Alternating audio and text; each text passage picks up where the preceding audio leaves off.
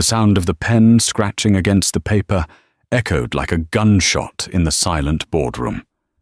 Xavier didn't just sign the divorce papers. He flourished his signature with an arrogant smirk, tossing the pen across the mahogany table toward his wife, Wyatt. He thought he was finally cutting loose a dead weight to run off with his young mistress. He called Wyatt plain, boring, and a burden on his rising career. But Xavier didn't know that the ink on those papers had sealed his fate in a way he never imagined. Within the hour, a judge would read a last will and testament that would turn Xavier's victory into absolute ruin. He thought he was walking away with his freedom, but he had just signed away a $50 million fortune. The conference room on the 42nd floor of the Thorne and Henderson law firm smelled of lemon polish and stale coffee. It was a cold, sterile environment, fitting for the end of a 10-year marriage. Outside the floor-to-ceiling windows, the Chicago skyline was gray and weeping with rain. But inside, Xavier Sterling was beaming. He adjusted the cuffs of his Italian suit, a suit Wyatt had saved for 3 months to buy him for his last birthday, and looked across the table with a mixture of pity and disdain. Wyatt sat opposite him. She wore a simple beige cardigan and dark slacks, her hair pulled back in a practical, if slightly messy bun. She looked tired. Her hands were folded in her lap, her knuckles white. She hadn't looked at him since they entered the room. "Come on, Elle," Xavier said, his voice dripping with faux sympathy that barely masked his impatience. "Don't drag this out. It's embarrassing. We both know this marriage has been over since I made senior VP. You're just not built for my world anymore." Mr. Henderson, the family attorney who had known Wyatt since she was a child, sat at the head of the table.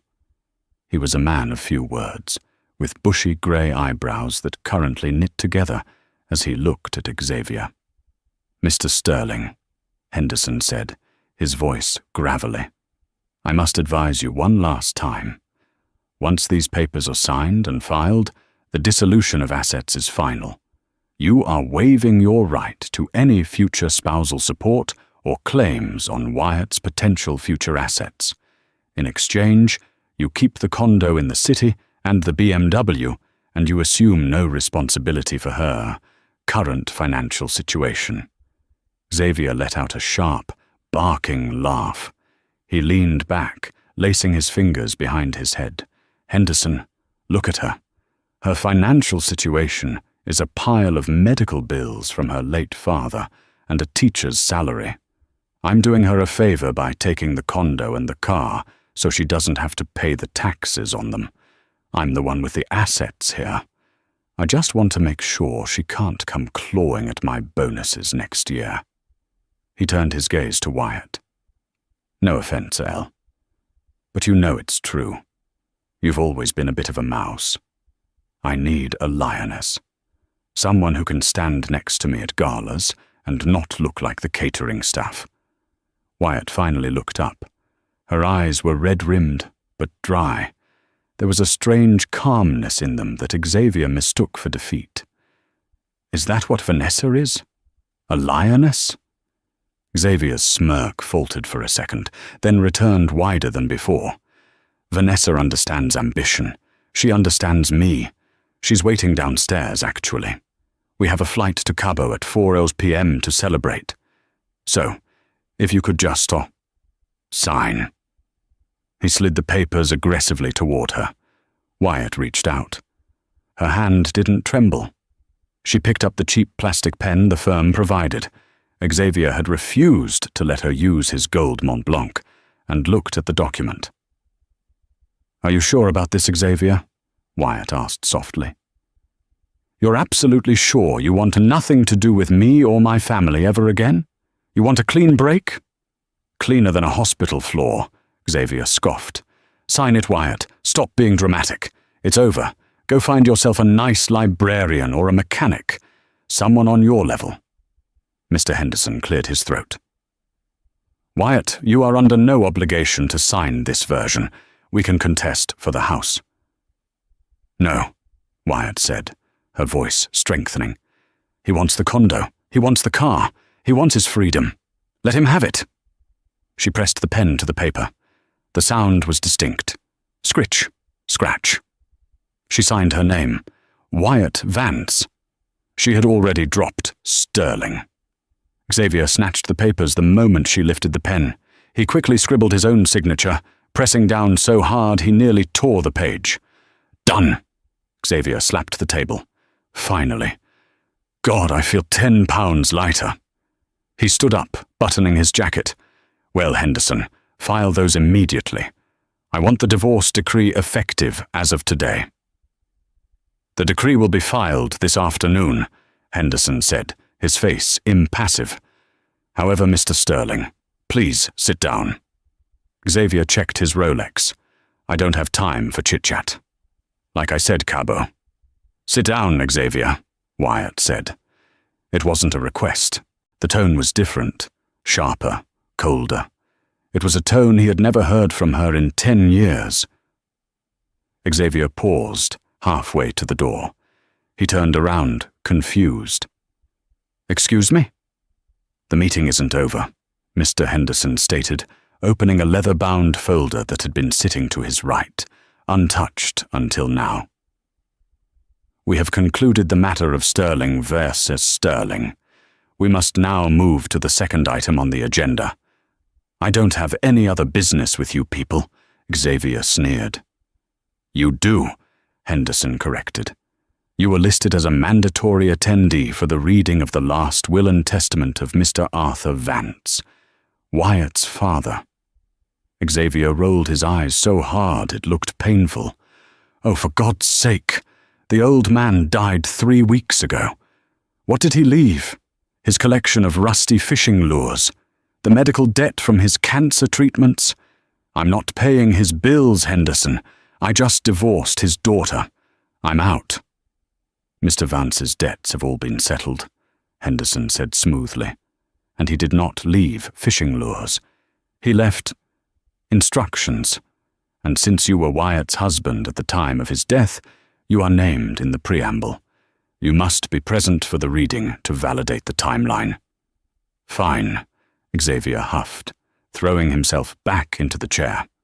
He pulled out his phone and texted Vanessa. "Running 10 mins late. The mouse is making a scene. Order champagne." "Read the old man's letter. Let's get this over with." Wyatt sat perfectly still. She wasn't looking at Xavier anymore. She was looking at the leather folder with a mixture of grief and steel. She knew what was inside. Xavier, in his arrogance, had never bothered to ask who Arthur Vance really was. He just saw a man in flannel shirts who lived in a cabin. He never asked about the years before the cabin. He never asked about the patents. "I will begin," Henderson said, putting on a pair of reading glasses. He broke the wax seal on the heavy, cream-colored envelope. "I, Arthur James Vance, being of sound mind and body," Henderson began. Xavier tapped his foot impatiently. He was already mentally in Cabo, visualizing Vanessa in that red bikini. He had no idea that the man he had called a useless old redneck was about to destroy his life from beyond the grave. To understand the magnitude of the mistake Xavier had just made, one has to understand the last 10 years. Xavier met Wyatt in college. She was on a scholarship, studying literature. He was a business major, already obsessed with appearances. He dated her because she was pretty in a quiet way, but mostly because she was supportive. She did his laundry. She proofread his essays. She cooked dinner while he studied. She was the perfect starter wife. When they graduated, Xavier landed a junior analyst role at a mid-tier firm. He was aggressive, charming, and ruthless, traits that served him well. Wyatt became a high school English teacher. For years, Xavier climbed the ladder. As his paycheck grew, so did his ego. He started buying bespoke suits. He leased luxury cars. He began attending high society mixers where he would introduce Wyatt as just a teacher, often cutting her off mid-sentence to talk to someone more important. He never paid much attention to Wyatt's family. He knew her mother had died when she was young. He knew her father, Arthur, lived in a secluded cabin in Montana. Once a year, they would visit. Xavier hated it. He hated the lack of cell service. He hated the smell of pine and wood smoke. And he especially hated Arthur. Arthur was a man of few words who wore worn-out flannel and drove a beat-up 85 Ford truck. To Xavier, Arthur was a failure, a nobody. "How can you stand him?" Xavier had complained 3 years ago during their last Christmas visit. "He just sits on the porch whittling wood. He has no ambition, Wyatt. It's sad. No wonder you have no drive. It's genetic." Wyatt had just smiled tightly and said, "He's happy, Xavier. He has peace. That's worth more than a corner office." "Peace doesn't buy a penthouse," Xavier had retorted. That was the beginning of the end. 6 months ago, Xavier met Vanessa. She was the new marketing director at his firm, 26 years old, blonde, ambitious, and morally flexible. She fed Xavier's ego in a way Wyatt never did. She told him he was a king, a conqueror. She looked at his Rolex with hunger, not indifference. The affair started quickly. Late nights at the office, weekend conferences in Miami. Xavier didn't even try very hard to hide it. He wanted to be caught. He wanted an excuse to leave. When Arthur fell ill with pancreatic cancer, Wyatt took a leave of absence to care for him. Xavier stayed in the city, complaining that her absence was inconvenient for his schedule. He never visited the hospital. He never sent flowers. When Arthur died, Xavier didn't attend the funeral. He claimed he had a crucial merger meeting. In reality, he was shopping for engagement rings with Vanessa. That was the breaking point. Wyatt returned from the funeral, packed a single suitcase, and moved into the guest room. 2 days later, Xavier slapped the divorce papers on the kitchen counter. "I'm doing this for us," he had said, gaslighting her to the very end. "We've grown apart. I'm soaring and you're grounded." Now, sitting in the law office, Xavier checked his watch again. 5 minutes had passed. "Item 1, real estate," Henderson read. Xavier yawned. "Here we go. Who gets the cabin? If it's me, I'm selling it for firewood." Henderson ignored him. "To my beloved daughter, Wyatt, I leave my primary residence in Montana, comprising of the cabin and the surrounding 3,000 acres of timberland." Xavier paused. 3,000 acres. That was a lot of lands. Even in the middle of nowhere, timberland had value. Maybe a few million? A pang of annoyance hit him. He had just signed away rights to her assets. Well, whatever. A few million wasn't worth staying married to a bore. "Item 2, liquid assets," Henderson continued. "Wait," Xavier interrupted. "Liquid assets? The guy couldn't afford a new truck." "Please hold your questions until the end," Henderson snapped. He turned the page. "To my daughter Wyatt, I leave the contents of my primary investment portfolio." Henderson paused for effect, looking over his spectacles at Xavier. "This portfolio is held in a blind trust managed by Vanguard. The total value as of this morning's market opening is $42,500,000. The room went silent. The only sound was the hum of the air conditioner and the sudden, ragged intake of breath from Xavier. He froze, his brain short-circuited. 42 million? He whispered. "That's impossible. He was a lumberjack. He was a nobody." "Mr. Vance," Henderson said icily, "was the primary patent holder for the hydrofiltration system used by almost every municipal water plant in North America. He invented it in the 80s. He sold the manufacturing rights but kept the royalties. He chose to live a simple life because he despised people who were obsessed with wealth." Xavier felt the blood drain from his face. He looked at Wyatt. She hadn't moved. She was staring at her hands, a single tear rolling down her cheek, not for the money, but for the memory of her father. "You knew," Xavier choked out. "Wyatt, you knew?" "I knew he was comfortable," Wyatt said quietly. "I didn't know the amount. He never talked about money. He said money makes people do ugly things." She looked up at Xavier, her eyes hard. "He was right. But we're married," Xavier stammered, his mind racing. "We are married. That's marital property, the royalties. That accrued during our marriage. That's community property." He stood up, panic setting in. "Henderson, the divorce. It's not filed yet. You said it would be filed this afternoon." Henderson smiled.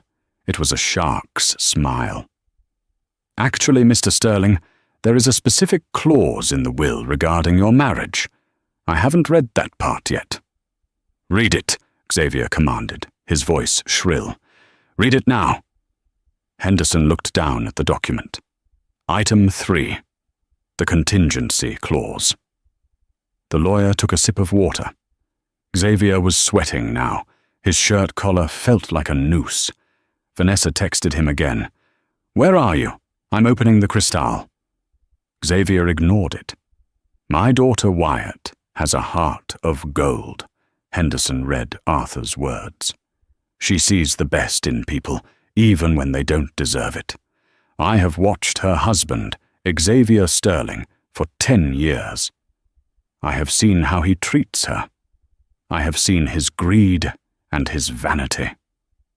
Xavier gripped the edge of the table. The old man was insulting him from the grave.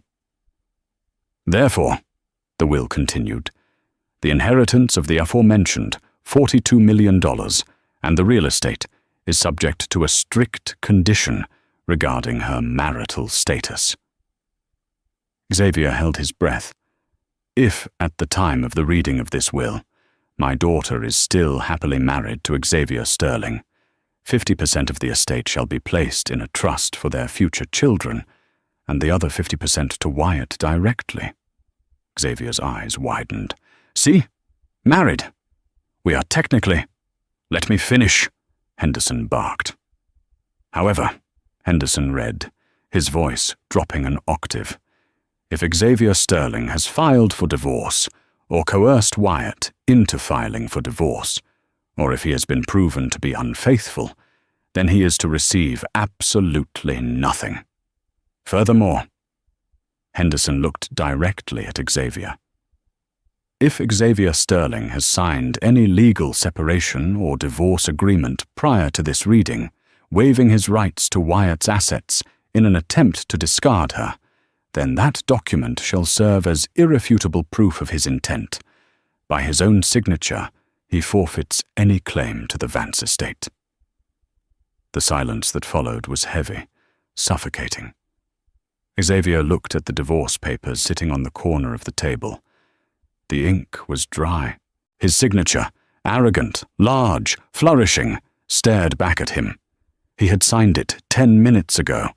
He had mocked her while doing it. "No," Xavier whispered.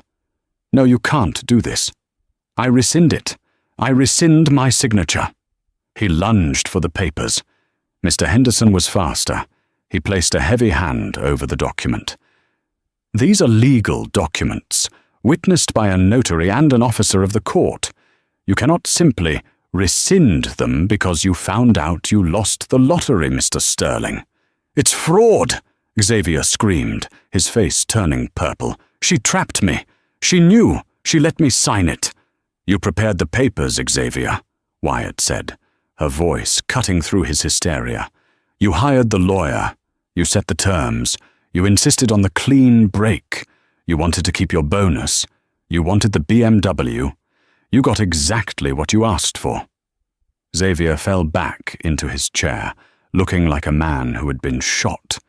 The realization was crashing down on him. The $40 million, the timberland. It was all gone, and he had given it away to keep a used BMW and a 2-bedroom condo. But the drama was far from over, because Arthur Vance wasn't just rich. He was vindictive against those who hurt his daughter. "There is one final addendum," Henderson said, turning the last page, "regarding the debts." Xavier looked up, dazed. "Debts? You said he had no debts." "I said his medical debts were settled," Henderson corrected. "But Mr. Vance purchased something quite substantial 3 days before he died. A promissory note." Henderson pulled out a photocopy of a bank document.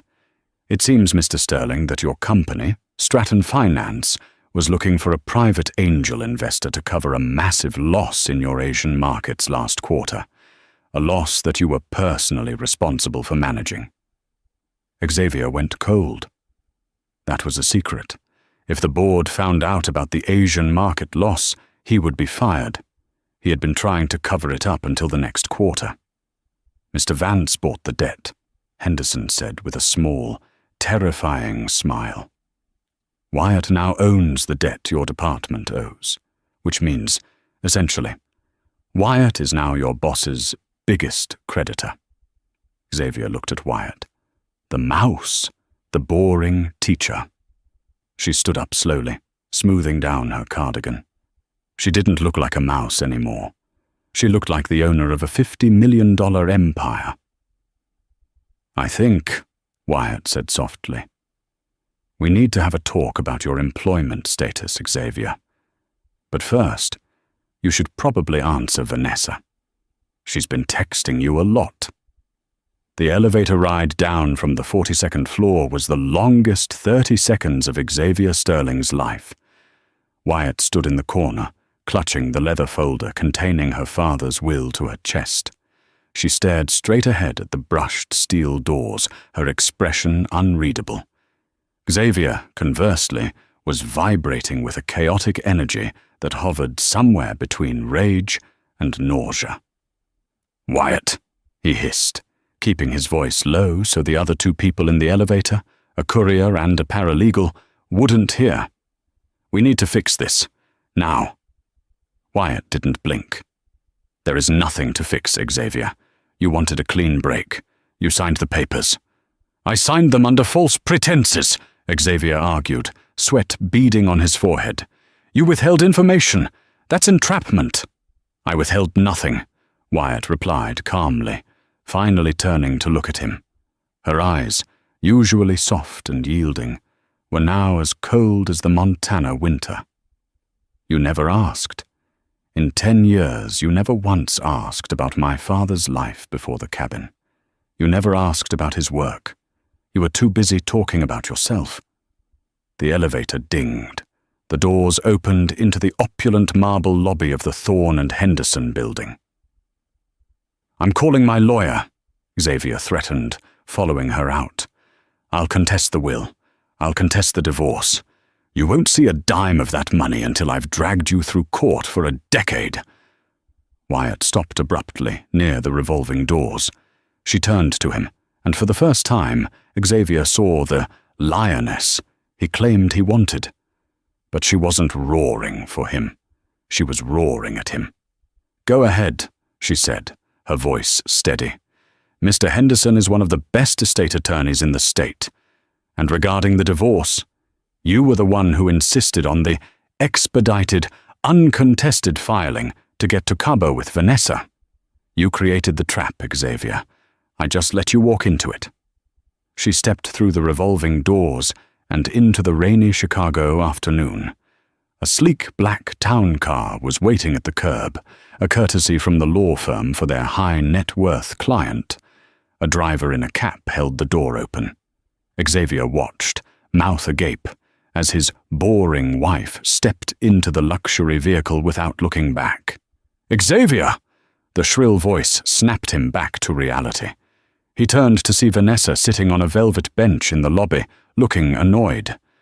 She was scrolling through her phone, her Louis Vuitton luggage stacked beside her. She wore a tight red dress that was inappropriate for a Tuesday afternoon, but perfect for the attention she craved. "You've been up there for an hour," Vanessa complained, standing up. I've already ordered the Uber Black. We're going to be late for the lounge. I need a mimosa." Xavier looked at her. Really looked at her. 10 minutes ago, she was the prize. She was the trophy he had won. Now, staring at her heavily lined eyes and the pouty expression that used to turn him on, he felt a wave of revulsion. She was the reason he had just lost $42 million. But he couldn't tell her. Not yet. Panic seized his chest. If Vanessa knew he was effectively broke, that he had lost the potential fortune, she would leave him before they even reached O'Hare. And right now, Xavier couldn't handle being alone. He needed a win. He needed to pretend, just for a weekend, that he was still the king of the world. He would figure out how to sue Wyatt on Monday. "Sorry, baby," Xavier forced a smile, though it looked more like a grimace. It dragged on. Wyatt was being emotional. You know how she is. Vanessa rolled her eyes, grabbing her purse. God, she's pathetic. Did she cry? Yeah, Xavier lied. She cried, begged me to stay, but I signed. It's done. I'm all yours. Vanessa smirked, hooking her arm through his. Good. Let's go. I want to be on the beach by sunset. The ride to O'Hare International Airport was tense.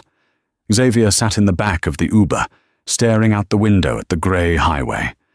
His mind was racing. 42 million. The number kept flashing in his mind like a neon sign. He thought about the debt he owed at work. Wyatt owned that debt now. Xavier, are you listening to me? Vanessa poked his arm. What? Yes. Sorry. I said, I want to upgrade to first class, Vanessa said, checking her reflection in her compact mirror. Business is fine, but the legroom in first is better, and I want the champagne service before takeoff. Xavier's stomach dropped.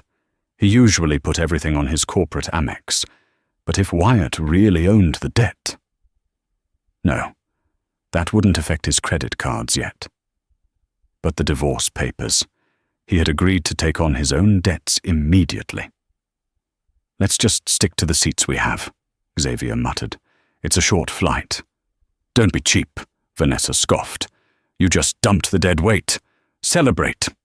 They arrived at the terminal. Xavier dragged the luggage, his head pounding. At the check-in counter, the agent smiled brightly. Checking in for Cabo? Mr. Sterling and Ms. Hart? Yes, Vanessa cut in, and we'd like to upgrade to first class. Put it on his card. She pointed a manicured finger at Xavier. Xavier reluctantly pulled out his sleek, black, platinum card. He handed it to the agent, his heart hammering against his ribs. It's fine, he told himself. The agent swiped the card. She frowned. She typed something and swiped it again. I'm sorry, Mr. Sterling, the agent said, her voice dropping to a polite whisper. This card has been declined. That's impossible, Xavier snapped, his voice too loud. There's no limit on that card. Try it again. I have tried twice, sir. The code is account frozen, owner request. Xavier froze. He remembered the clause in the divorce settlement he had drafted himself. He had put that in there to stop Wyatt from going on a revenge shopping spree. But because the platinum card was technically under the household account, an account he had opened years ago with Wyatt, it was frozen, too. Do you have another card? The agent asked. Xavier patted his pockets. His personal debit card? That account had maybe $4,000 in it. Enough for the flight, but not the lavish weekend Vanessa expected. Here, Xavier mumbled, handing over the debit card. Use this. Upgrade? The agent asked. No, Xavier said quickly. Just the tickets. He felt Vanessa's gaze burning a hole in the side of his head. He didn't dare look at her until they were walking away from the counter. Declined? Vanessa asked, her voice sharp. Xavier, why was your card declined? It's just a banking error, Xavier lied, sweating profusely. "Because of the divorce filing. The lawyers freeze things temporarily. It'll be cleared up by Monday." "So we're flying coach?" Vanessa stopped walking. In the middle of the busy concourse, people bumped into them, grumbling. "It's just for 3 hours, Van. Come on." "And what about the hotel? The villa?" Vanessa crossed her arms. "Did you pay for that in advance?" Xavier went pale. He hadn't. He was planning to pay upon arrival. I can fix it," Xavier stammered. "I'll call the bank." "You better," Vanessa hissed. "Because I didn't leave my apartment for a budget vacation, Xavier. I date winners. Winners don't get their cards declined." She turned and marched toward security. Xavier watched her go, a sinking feeling in his gut. He realized then that he wasn't looking at a lover. He was looking at a transaction, and for the first time in his life, he didn't have the currency to pay for it. The weekend was a disaster. They didn't go to Cabo. After 3 hours on the phone with the bank, while sitting on his suitcase in the terminal, Xavier couldn't get the freeze lifted without Wyatt's countersignature. He had to tell Vanessa the truth, or at least a version of it. He told her the assets were tied up for a week. Vanessa didn't take it well. She threw a Starbucks latte at his feet, told him to call her when he was liquid again, and took an Uber back to the city alone. Xavier spent the weekend in the condo he had fought so hard to keep. It was empty. Wyatt had moved her things out weeks ago, but now the absence of her presence felt different. It didn't feel like freedom. It felt like a vacuum. He drank expensive scotch and paced the floor, alternating between rage at Wyatt and terror about his job. He walked into the Stratton Finance skyscraper at 8:00 a.m. The usual hum of the office felt off. The receptionist didn't smile at him. Junior analysts stopped talking when he walked by. "Mr. Sterling," his assistant, Jessica, said as he approached his desk. She didn't stand up. "Mr. Gentry wants to see you in the boardroom. Immediately." "Gentry?" Xavier frowned. The CEO rarely handled Monday morning meetings personally. "Is it about the Asian accounts?" He didn't say, but the whole executive board is there. Xavier felt a cold sweat prickle his back. They know. They must know about the losses. He grabbed his tablet, rehearsing his excuses. He walked to the double-glass doors of the boardroom. He straightened his tie, took a deep breath, and pushed them open. The room was full. The CFO, the COO, the head of legal, and CEO David Gentry were all seated around the oval table. And at the far end of the table, in the seat usually reserved for the chairman, sat Wyatt. Xavier stopped dead in his tracks. Wyatt? She looked different. Gone was the beige cardigan. She was wearing a tailored navy blazer that screamed power, with a silk blouse underneath. Her hair was blown out, shiny and sleek. She wasn't wearing much makeup, but she looked radiant, dangerous. "Sit down, Xavier," David Gentry said. His voice was grim. Gentry was a bulldog of a man, usually loud and jovial, but today he looked like he was sitting on a tack. "What is she doing here?" Xavier demanded, pointing a trembling finger at his ex-wife. "This is a closed board meeting, David. She has no clearance." "Actually," Wyatt spoke up. Her voice was calm, projecting effortlessly across the room. "I have the highest clearance in the room, Xavier. Please take a seat. We're discussing your performance." "My performance?" Xavier laughed nervously, looking around the room for support. No one met his eyes. "Wyatt, you're a high school English teacher. You don't know the first thing about finance. David, get security to escort her out." "Mr. Sterling," the head of legal, a sharp-eyed woman named Karen, interjected.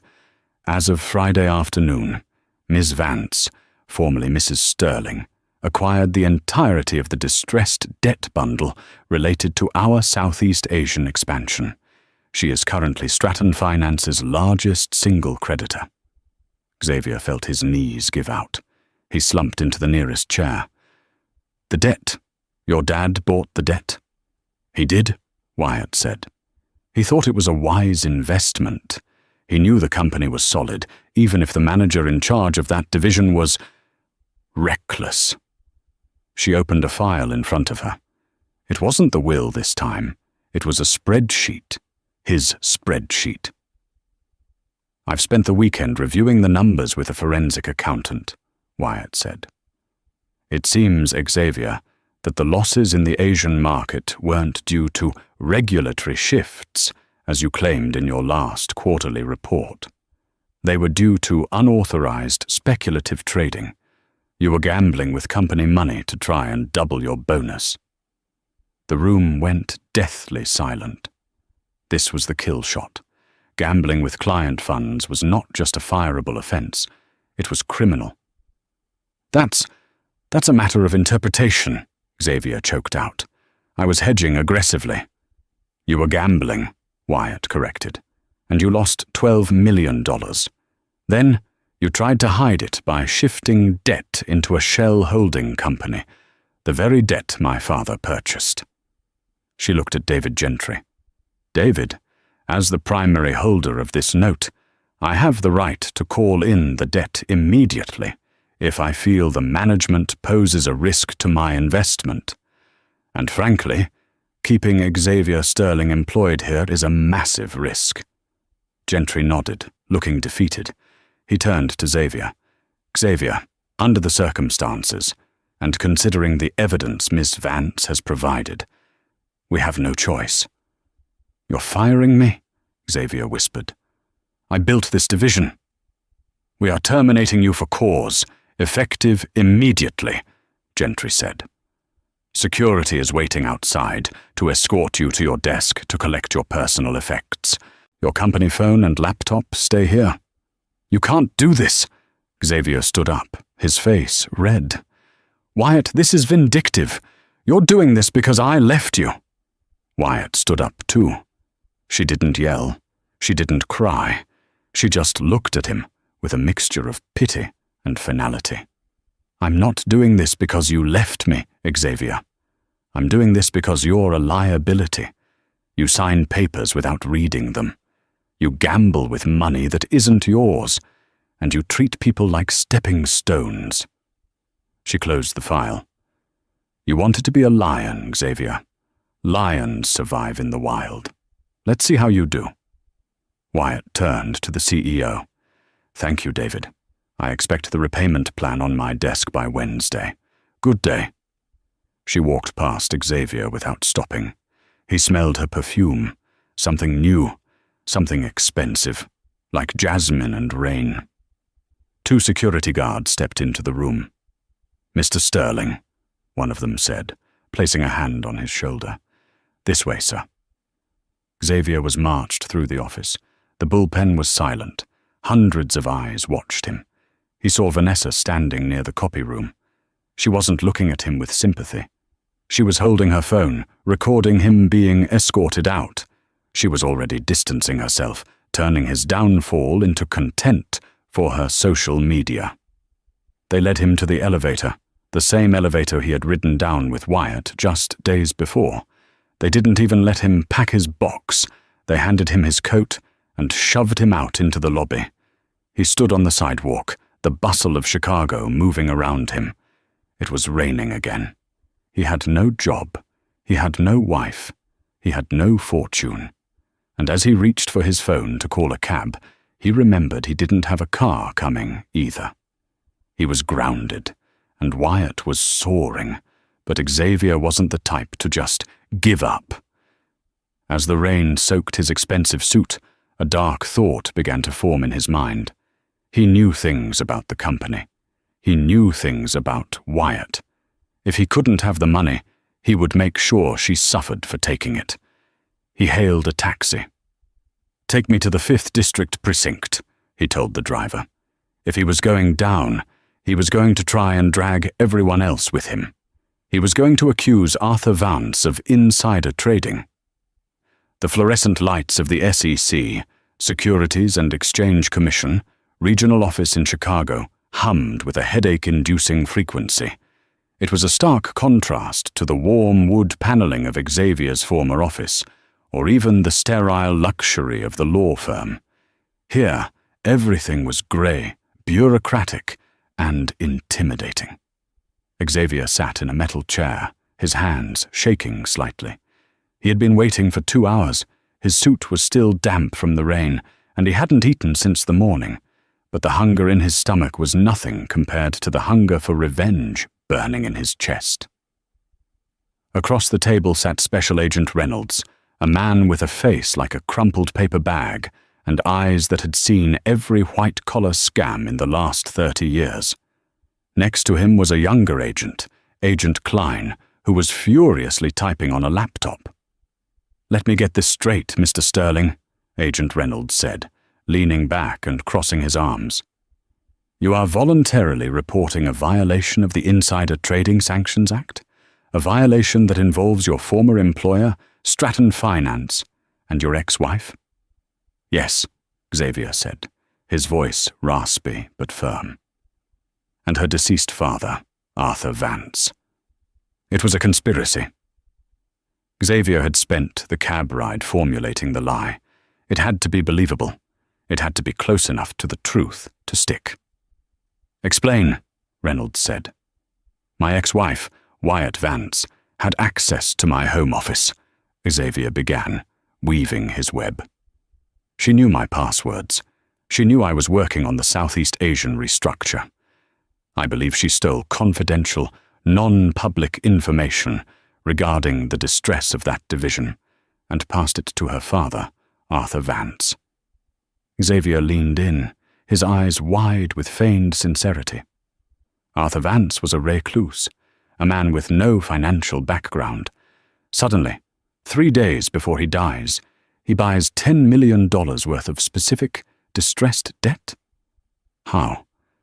How would a lumberjack know to do that unless he had inside information? They used my work to bet against me, to buy leverage, and then used that leverage to fire me today. Agent Klein stopped typing and looked up. "That is a serious accusation, Mr. Sterling. It implies corporate espionage and securities fraud." "It fits, doesn't it?" Xavier pressed. "Look at the timing. I file for divorce, and suddenly she owns my debt? It was a setup. They planned to destroy my career and take my assets. I'm the victim here." Reynolds remained silent for a long moment, studying Xavier. "If what you say is true, the purchase of that debt is invalid. The assets would be frozen pending a federal investigation. Wyatt Vance could face prison time. But," Reynolds paused, "if you are lying to a federal agent, Mr. Sterling, to settle a domestic dispute, you will be the one in handcuffs." "I have nothing left to lose," Xavier said, and that part, at least, was true. "Investigate it. Freeze her accounts. Check her father's phone records. You'll see." Reynolds nodded slowly. "We'll open a file. But until we verify your claims, you are a material witness. Do not leave the city." The fallout was immediate and catastrophic. By Tuesday morning, the news had leaked. Xavier had tipped off a reporter at the Chicago Tribune, an old drinking buddy, ensuring the story ran front page. Wyatt was at the cabin in Montana when the news broke. She had flown there immediately after firing Xavier, needing to be close to her father's memory. She was in the dusty workshop, surrounded by the smell of cedar shavings and old oil, when her phone exploded with notifications. First, it was Mr. Henderson. "Wyatt," the lawyer's voice was urgent. "The SEC has frozen the Vanguard Trust. They've frozen the estate. Xavier has filed a formal complaint, accusing you and Arthur of stealing corporate secrets." Wyatt sank onto a wooden stool, clutching the phone. "He's insane. Arthur didn't steal anything. He barely knew how to use a smartphone." "It doesn't matter what the truth is right now," Henderson warned. "It matters what it looks like. And to an outsider, A recluse buying complex derivatives just before a crash looks suspicious. Xavier knows the system, Wyatt. He knows how to jam the gears. He's bought himself time, and he's trying to bankrupt you with legal fees before you can access the inheritance. Wyatt looked around the workshop. Her eyes landed on a row of old, leather-bound notebooks on a high shelf. Her father's journals. Arthur wrote in them every day. Observations about the weather, the timber, the birds. "Let him investigate," Wyatt said, her voice hardening. "Xavier thinks he knows who my father was. He's about to find out he was wrong. Wyatt, you need to come back to Chicago. You need to be deposed." "I'll be there," she said, "and I'm bringing evidence." Back in Chicago, Xavier was riding a temporary high. With the investigation open, Stratton Finance had to pause the termination proceedings, pending the outcome. Technically, he was on unpaid administrative leave, but he wasn't fired yet. He still had his company ID. He sat in the condo, which was now filled with empty takeout boxes. He felt like a genius. He had checkmated her. She couldn't touch the money. She would be tied up in court for years. Eventually, she would beg him to drop the accusation in exchange for a settlement. He would get his 10 million, maybe 20. His phone buzzed. It was Vanessa. Xavier's heart leaped. "Hey, babe," Xavier answered, trying to sound smooth. "Missing me?" "I'm missing my earrings." Vanessa's voice was ice cold. "I left my diamond studs on your nightstand last week. I'm coming by to get them." "Oh," Xavier deflated. "Yeah, they're here. Come over. We can talk. I've got a plan, Van. I've got Wyatt on the ropes." "I don't care about your plan, Xavier," Vanessa snapped. "I saw the news. You're a whistleblower now. You're a rat. No firm in the city will hire a guy who calls the SEC on his own family. You're radioactive." "I did it for the money. For us." "There is no us. I'm dating the VP of marketing at JP Morgan now. He has a boat, a paid-for boat." The line went dead. Xavier threw the phone across the room. It shattered against the wall. "Fine," he screamed at the empty apartment. "I don't need you. I don't need anyone." He needed a drink. He went to the liquor cabinet, but it was empty. He grabbed his coat and stormed out. He would go to his favorite bar, the Gilded Lily. They knew him there. They would treat him with respect. But when he walked into the bar, the atmosphere shifted. It was a place frequented by traders and finance guys. As Xavier walked to the bar, conversation died down. People whispered. "That's him," someone muttered. "The guy who tanked the Asian division and blamed his dead father-in-law." "Snitch," someone else coughed. The bartender, a man Xavier had tipped generously for years, placed a coaster down without making eye contact. "I can't serve you, Mr. Sterling." "What?" Xavier laughed, incredulous. "I've spent thousands here. Pour me a scotch." "Boss's orders," the bartender said. "Mr. Gentry called. Stratton Finance has a corporate account here. He said if we serve you, they pull their business. That's 50 grand a year, Xavier. You're buying your own drinks tonight. Somewhere else." Xavier stared at him, his face burning with humiliation. He turned around and walked out, the laughter of his former peers echoing in his ears. He was a pariah. He stood in the rain, the neon lights of the city reflecting in the puddles. The anger in his gut crystallized into something darker. Hate. Pure, unadulterated hate. If he couldn't have his life back, he would ensure Wyatt burned. He would make sure the SEC investigation found something, anything, to pin on her. He would plant evidence if he had to. He hailed a cab. "Take me to the office," he told the driver. "Stratton Finance." He still had his key card. It might not work for the elevators, but he knew the security guard on the night shift, old Jerry. Jerry was easily bribed. Xavier needed to get into his old computer. He needed to fabricate a digital trail linking Wyatt to his account. It was a desperate, criminal move. But Xavier was past the point of return. The deposition was scheduled for Thursday morning at the SEC regional office. It was a closed-door session, high stakes. Wyatt walked in, flanked by Mr. Henderson and a man Xavier didn't recognize, a tall, severe-looking man with wire-rimmed glasses and a forensic accounting certification pin on his lapel. This was Mr. Silas Thorne, no relation to the law firm, but a specialist in recovering hidden assets. Xavier sat on the other side of the table with a court-appointed lawyer, having burned through his retainer with his previous counsel. He looked haggard. He hadn't slept in 2 days. He had failed to get into the office. His keycard had been deactivated, and old Jerry had been replaced by a new security team. His plan to plant evidence had failed. Now, he had to rely on his ability to lie. "We are on the record," Agent Reynolds said, starting the recording device. "Case number 4492B. Investigation into allegations of insider trading regarding the estate of Arthur Vance." Reynolds looked at Wyatt. "Ms. Vance, your ex-husband alleges that you used his passwords to access Stratton Finance servers, obtained non-public data, and instructed your father to purchase debt based on that data.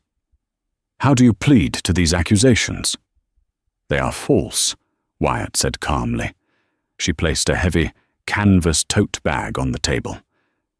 "Mr. Sterling," Reynolds turned to Xavier, "you stated that Arthur Vance had no financial background, that he was a simple lumberjack, incapable of understanding complex derivatives." "That's right," Xavier sneered, looking at Wyatt. "The guy read fishing magazines. He didn't know what a derivative was. Wyatt fed him the info." Wyatt reached into the tote bag and pulled out a thick, leather-bound journal. The cover was worn, stained with coffee and oil.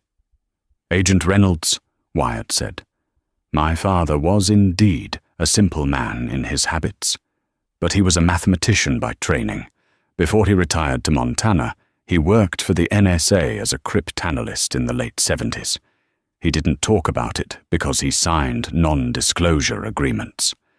Xavier's jaw dropped. "Bullshit." "It is a matter of public record if you have the clearance to look," Wyatt continued. "But more importantly, my father had a hobby. He liked to find patterns.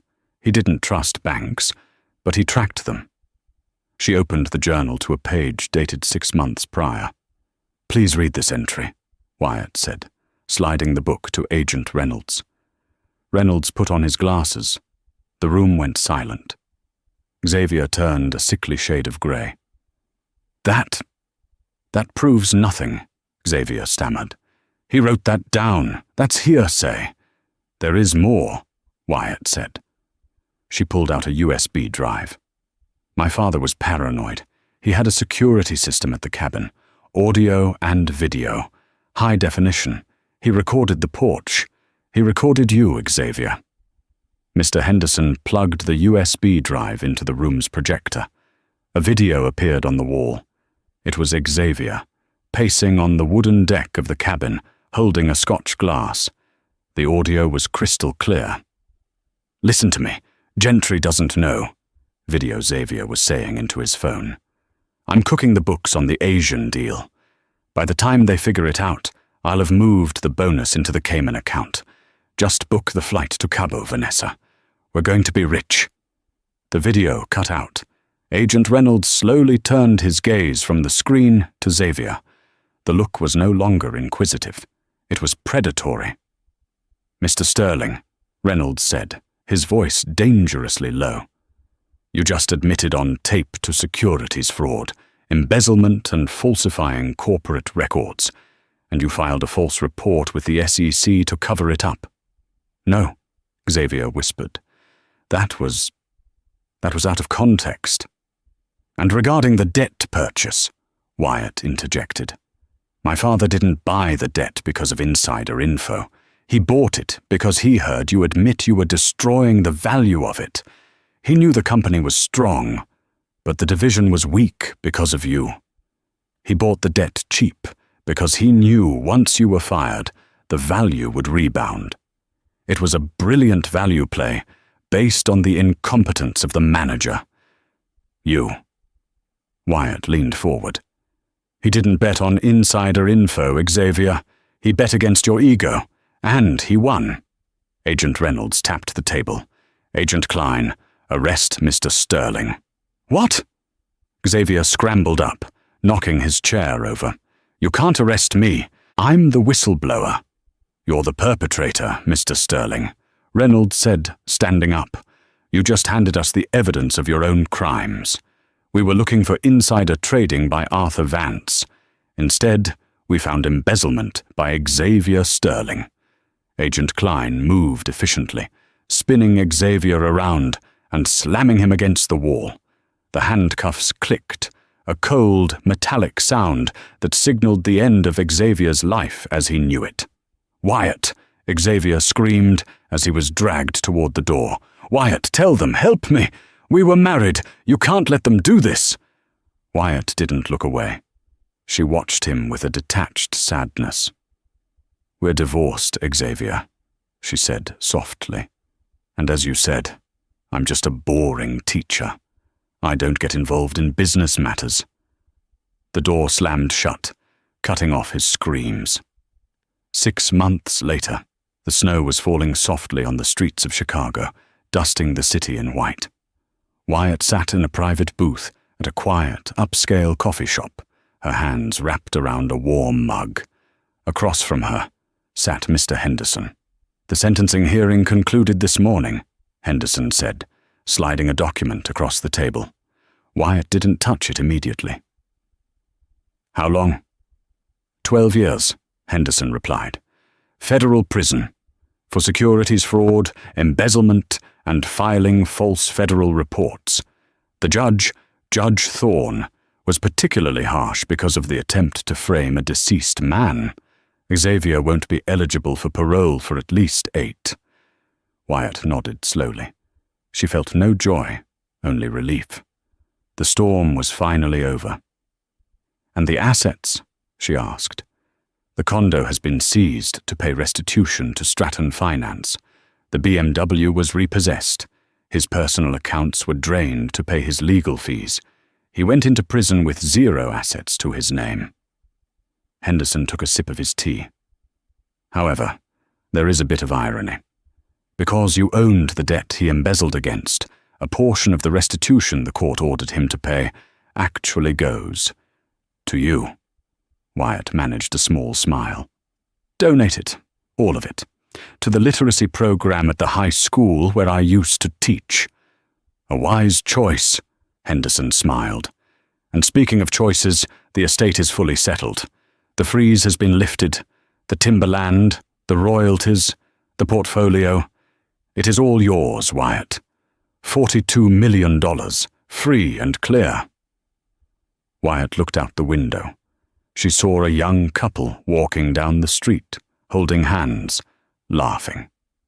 She remembered when she and Xavier were like that, before the ambition, before the greed. I'm selling the timberland, Wyatt said suddenly. Henderson raised an eyebrow. Oh, it's a prime asset. I know, but I'm not selling it to developers. I'm selling it to the state of Montana as a protected nature reserve. It will be named the Arthur Vance Wilderness. No logging, no condos, just trees. Your father would have liked that, Henderson said softly. And the patents, Wyatt continued. I'm lowering the licensing fees for municipal water plants in developing countries. Clean water shouldn't be a luxury. You're going to give away a lot of money, Wyatt. I have enough, she said. I have my salary. I'm going back to teaching next fall. I miss the kids. I miss talking about the Great Gatsby and warning them about people like Tom Buchanan. She stood up, buttoning her coat. She looked at her reflection in the window. She wasn't the tired, mousy woman who had walked into the law firm 6 months ago. She was stronger. She had walked through the fire and come out refined, like gold. "One last thing," Wyatt said. Did Xavier ask about me? At the end?" Henderson sighed. "He asked if you would pay for his commissary account. He said he needed money for snacks and phone calls." Wyatt laughed. It was a genuine, light sound. "Of course he did." She reached into her purse and pulled out a $1 bill.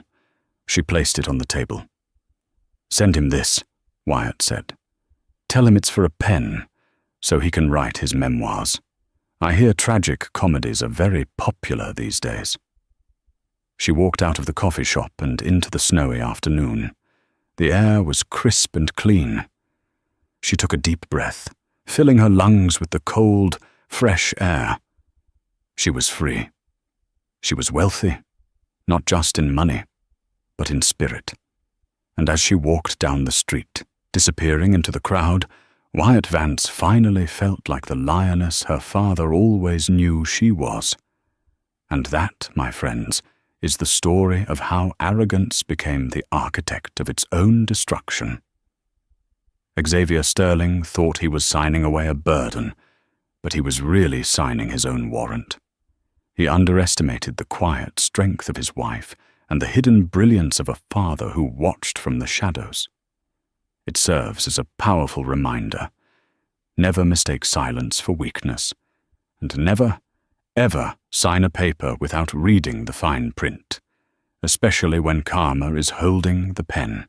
If you enjoyed this story of justice served cold, please hit that like button, subscribe, and ring the notification bell. Thanks for watching.